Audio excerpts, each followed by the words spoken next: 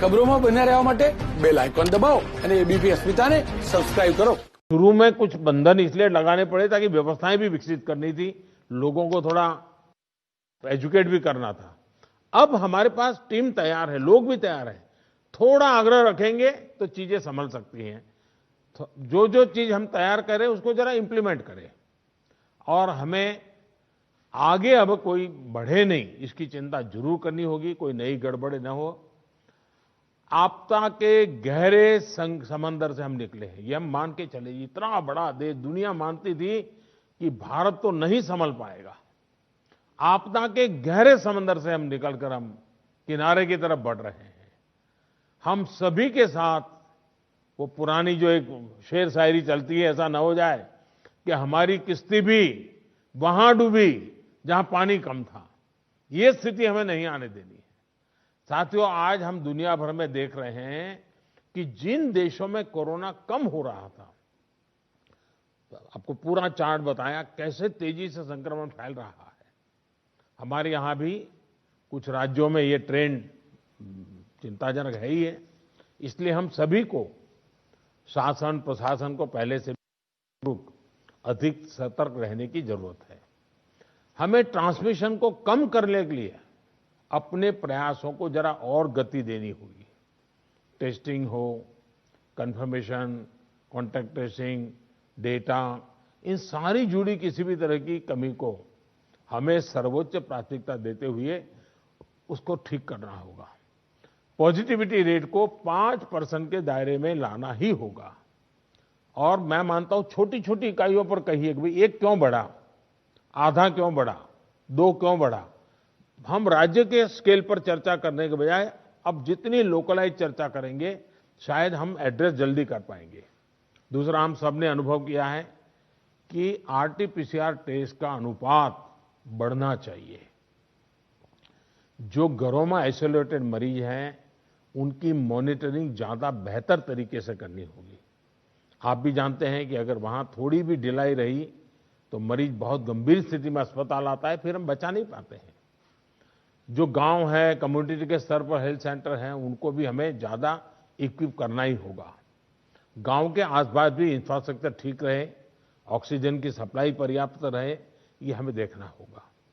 हम लोगों का लक्ष्य होना चाहिए कि फैटेलिटी रेट को 1% से भी नीचे लाए। और वो भी मैंने जैसे कहा, छोटे छोटे इलाके में देखा जाए एक मृत्यु हुई क्यों हुई, जितना इतना फोकस करेंगे तब स्थिति को संभाल पाएंगे। और सबसे बड़ी बात, जागरूकता अभियानों में कोई कमी ना आए। कोरोना से बचाव के लिए जो जरूरी मैसेजिंग है, इसके लिए समाज को जोड़े रखना होगा। जैसे कुछ समय पहले हर संगठन, हर प्रभावी व्यक्ति को हमने एंगेज किया था, उन्हें फिर एक्टिव करना होगा। साथियों, आप भली भांति परिचित हैं कि कोरोना की वैक्सीन को लेकर इंटरनेशनली और नेशनली किस तरह की खबरें आ रही हैं। आज दुनिया में भी और देश में भी, जैसा अभी आपको प्रेजेंटेशन में पूरा डिटेल बताया गया, करीब करीब आखिरी दौर पर वैक्सीन के में काम पहुंचा है। भारत सरकार हर डेवलपमेंट पर बारीकी से नजर रखे हुए हैं, हम सबके संपर्क में भी हैं। और अभी ये तय नहीं है कि वैक्सीन की 1 डोज होगी, 2 डोज होगी या 3 डोज होगी। ये भी तय नहीं है कि इसकी कीमत कितनी होगी, उसकी कीमत कितनी होगी, ये कैसे होगी। यानी अभी भी इन सारी चीजों के सवालों के जवाब हमारे पास नहीं है, क्योंकि जो इसके वाले हैं, दुनिया में जिस प्रकार के कॉर्पोरेट वर्ल्ड भी है, उनका भी एक कंपटीशन है। दुनिया के देशों के भी अपने अपने डिप्लोमेटिक इंटरेस्ट होते हैं। WHO से भी हमें इंतजार करना पड़ता है। तो हमें ये इन चीजों को वैश्विक संदर्भ में ही आगे बढ़ना पड़ेगा। हम इंडियन डेवलपर्स और मैन्युफैक्चरर के साथ भी हमारी जो भी टीम काम कर रही है पूरी तरह संपर्क में है। अलावा ग्लोबल रेगुलेटर्स, अन्य देशों की गवर्नमेंट्स, मल्टीलेटरल इंस्टीट्यूशंस और साथ ही इंटरनेशनल कंपनीज, सभी के साथ जितना संपर्क बढ़ सके, जितनी यानी रियल टाइम कम्युनिकेशन हो, इसके लिए पूरा प्रयास, एक व्यवस्था बनी हुई है। साथियों, कोरोना के खिलाफ अपनी लड़ाई में हमने शुरुआत से ही एक एक देशवासी का जीवन बचाने को प्राथमिकता दी है। अब वैक्सीन आने के बाद भी हमारी प्राथमिकता यही होगी कि सभी तक कोरोना की वैक्सीन पहुंचे। उसमें तो कोई विवाद हो ही नहीं सकता है। लेकिन कोरोना की वैक्सीन से जुड़े भारत का अभियान अपने हर नागरिक के लिए एक प्रकार से नेशनल कमिटमेंट की तरह है। इतना बड़ा टीकाकरण अभियान स्मूथ हो, सिस्टमैटिक हो और सस्टेन हो, ये लंबा चलने वाला है। हम सभी को, हर सरकार को, हर संगठन को एकजुट होकर के कोऑर्डिनेशन के साथ एक टीम के रूप में काम करना ही पड़ेगा। साथियों, वैक्सीन को लेकर भारत के पास जैसा अनुभव है वो दुनिया के बड़े बड़े देशों को भी नहीं है। हमारे लिए जितनी जरूरी है स्पीड है, उतनी ही जरूरी है सेफ्टी भी है। भारत जो भी वैक्सीन अपने नागरिकों को देगा वो हर वैज्ञानिक कसौटी पर खरी होगी। जहां तक वैक्सीन के डिस्ट्रीब्यूशन की बात है तो उसकी तैयारी भी आप सभी राज्यों के साथ मिलकर के की जा सके रही है। वैक्सीन प्राथमिकता के आधार पर किससे लगाई जाएगी, ये राज्यों के साथ मिलकर के एक मोटा-मोटा खाका भी आपके सामने रखा है कि भाई अगर इस प्रकार से WHO ने जो कहा है हम चलते हैं तो अच्छा है, लेकिन फिर भी ये निर्णय तो हम सब मिलकर के ही करेंगे।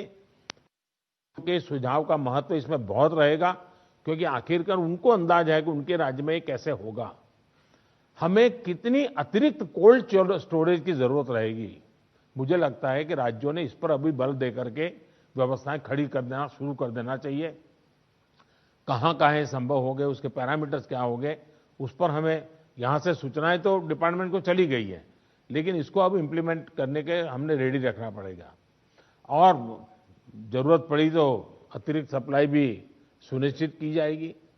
और इसका विस्तृत प्लान बहुत जल्द ही राज्य सरकारों के साथ मिलकर के तय कर दिया जाएगा। हमारी राज्यों की और केंद्र की टीम साथ लगातार वो बातचीत कर रहे हैं, काम चल रहा है।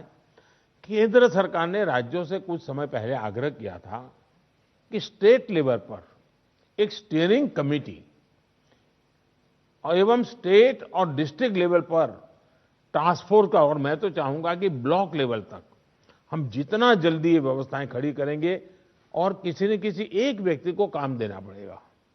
इन कमेटियों की रेगुलर बैठकें हो, उनकी ट्रेनिंग हो, उनकी मॉनिटरिंग हो, और जो ऑनलाइन ट्रेनिंग होती है वो भी शुरू हो।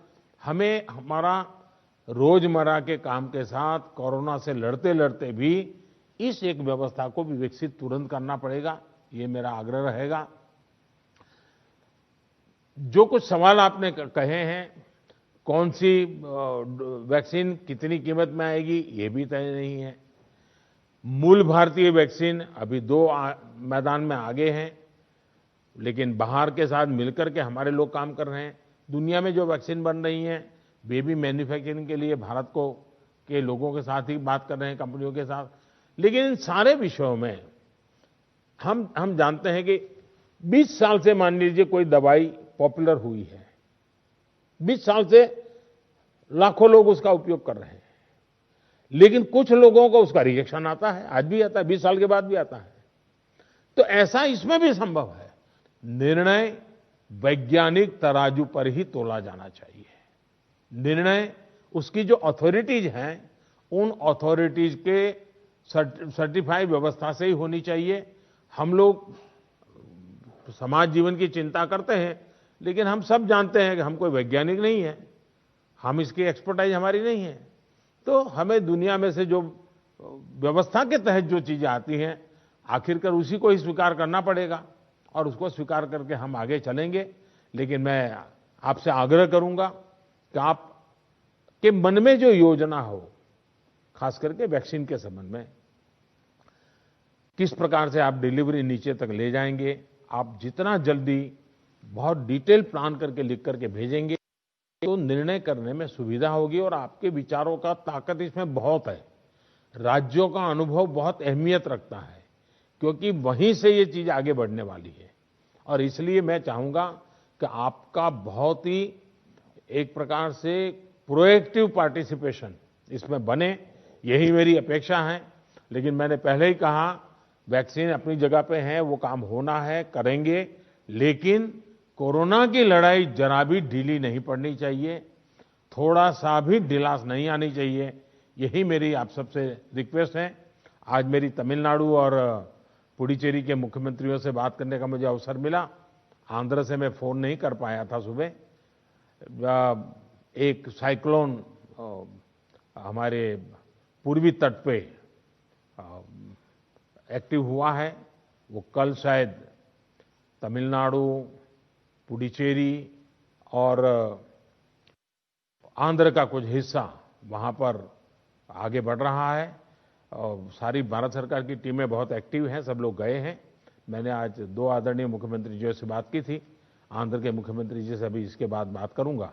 लेकिन सबके लिए पूरी तरह भारत सरकार और राज्य सरकारें मिल करके, और पहला काम खाली करवाना, लोगों को बचाना, इस पर हमारा जोर रहे। फिर एक बार मैं आप सबका बहुत आभारी हूं, आप सबने समय निकाला। लेकिन मैं आग्रह करूंगा कि आप जल्दी से मुझे कुछ न कुछ जानकारियां भेजिए। धन्यवाद।